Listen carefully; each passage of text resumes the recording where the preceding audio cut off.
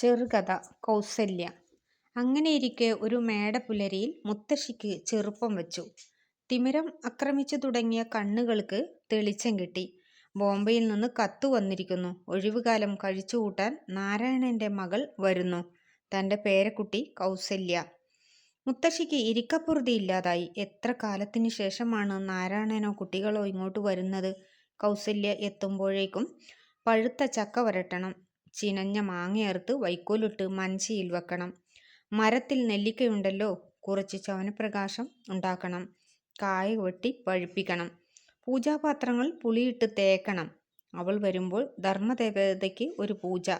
നിർദ്ദേശങ്ങൾ കൊടുത്തുകൊണ്ട് മുത്തശ്ശി വീട് മുഴുവൻ ഓടി നടന്നു.